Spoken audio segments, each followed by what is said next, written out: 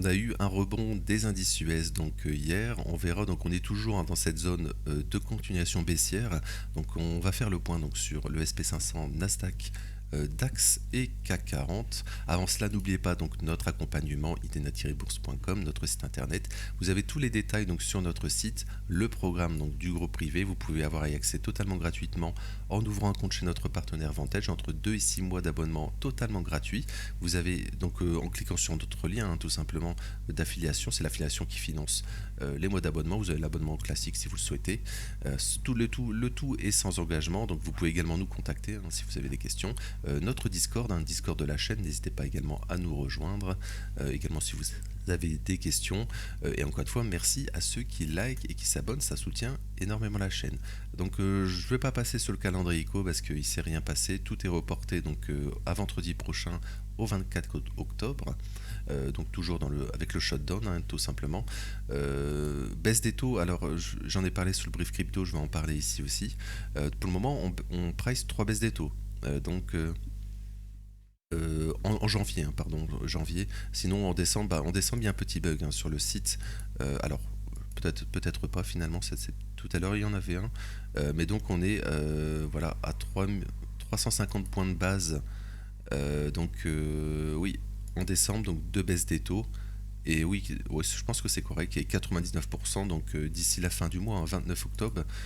Donc dans 2 semaines, on aura donc la réunion de la Fed. Et donc la probable baisse des taux. Et donc encore une fois, attention à la baisse des taux parce que l'inflation ne baisse pas vraiment. On n'a pas eu, hein, les chiffres du CPI, etc. Et même du NFP, hein, il y a 2 semaines. Voilà, c'est toujours.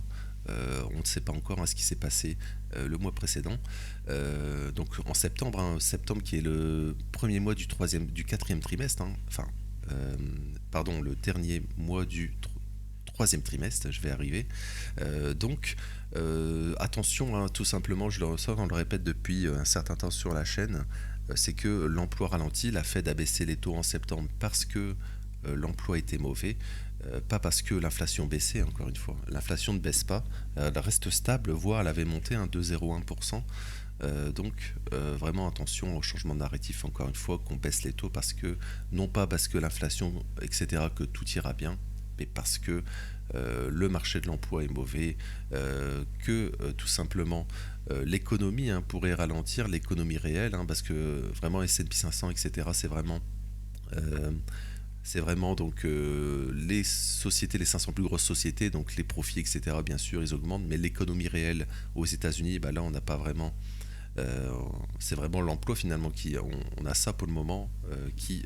Enfin, il y a d'autres indicateurs, hein, bien sûr, mais sur ce qu'on suit actuellement, vraiment c'est l'emploi et ça reflète vraiment l'économie réelle aux États-Unis. Donc attention, parce que l'économie réelle aux États-Unis, ça, voilà, la consommation est super importante, hein, dans le calcul du PIB, etc. Donc attention aux chiffres, enfin, on les aura la semaine prochaine peut-être, mais attention au changement de narratif surtout, c'est ce que je voulais vous dire.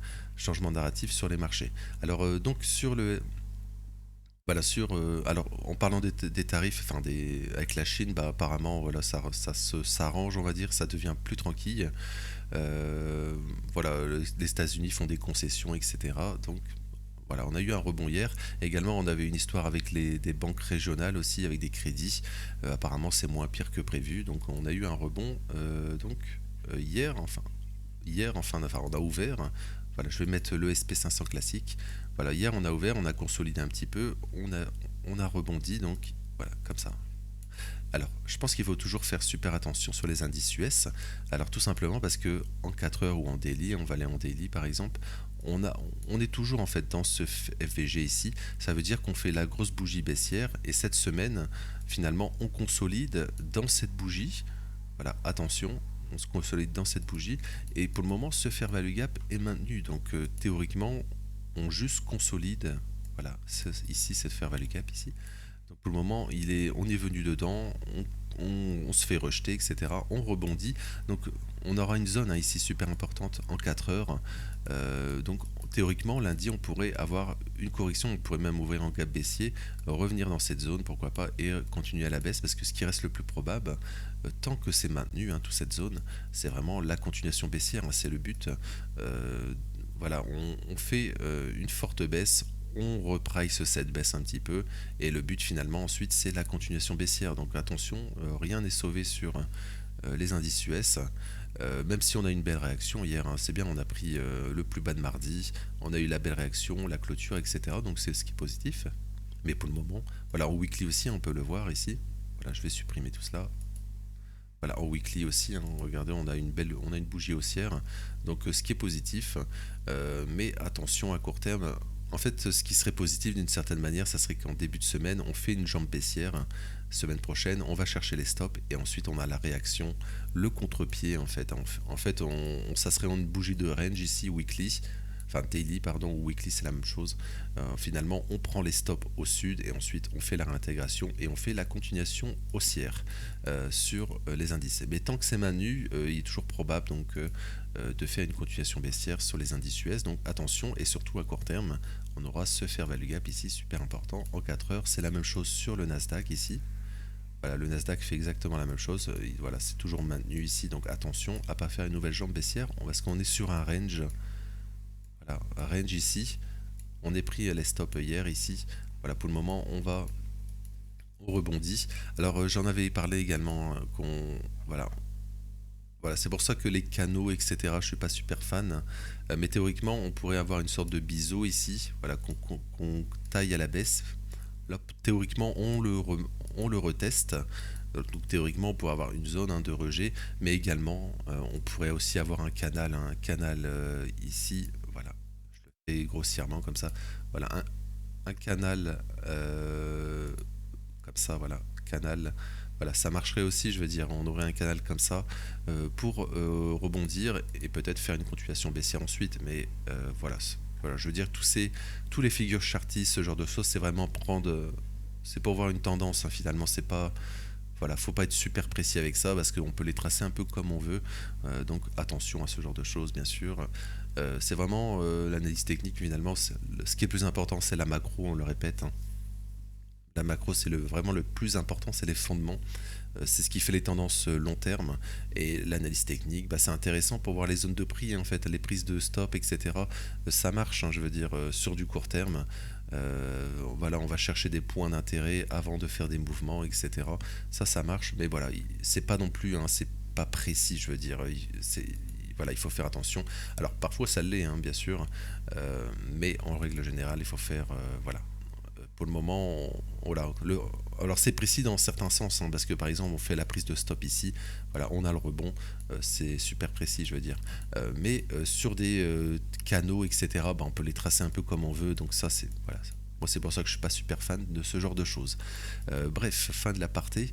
Donc super zone intéressante sur le SP500 et le Nasdaq pour la semaine prochaine, c'est ici. Voilà, si je passe sur les indices, bah, on est également, c'est le même scénario. Voilà, on a également ce fair value gap ici. Pour le moment, on peut toujours faire une jambe baissière parce que tout simplement, on n'est pas venu prendre les stops ici. Hein. Regardez, on a fait 2 equal low environ ici sur le SP500, mais exactement la même chose sur le Nasdaq. Regardez, on est toujours dans ce fair value gap baissier, donc super attention à la continuation baissière sur les indices classiques qui sont clôturés, bien sûr. Également sur le Nasdaq ici. Voilà, on a fait 2 equal low ici. Donc ce qui semble le plus probable toujours, c'est la continuation baissière sur les indices US. Donc attention. Alors donc on va passer au DAX. Voilà, donc le DAX, on a une continuation baissière parce que les indices US ont bien baissé. Après, ils ont rebondi. Donc le DAX a rebondi ici. Donc pour le moment, on va dire RAS. Donc on maintient, on va dire, cette zone qu'on avait identifiée, souvenez-nous, de gap haussier. Voilà, c'est une zone importante. On a méché, on va dire, on la maintient de justesse. Donc théoriquement, on pourrait rebondir. Donc ça voudrait dire peut-être que les indices US rebondissent aussi. Mais avant cela, on pourrait faire une continuation baissière. Et là, ça pourrait être une zone intéressante. En fait, une jambe baissière semaine prochaine, début de semaine, c'est un peu comme sur les cryptos, on en a parlé. Une nouvelle jambe baissière début de semaine serait peut-être très positif pour faire un rebond tout simplement. On prendrait le plus bas de la semaine passée. Pareil sur le SP500 par exemple, on va prendre l'exemple. Voilà, enfin, le plus bas d'il y a 2 semaines, on prendrait le bas du range ici comme ça. Et ensuite, on pourrait avoir une autre continuation haussière sur les indices. Donc ça sera vraiment super intéressant à observer début de semaine prochaine. Et je vais terminer par le CAC 40. CAC 40 bah, qui a continué son rebond.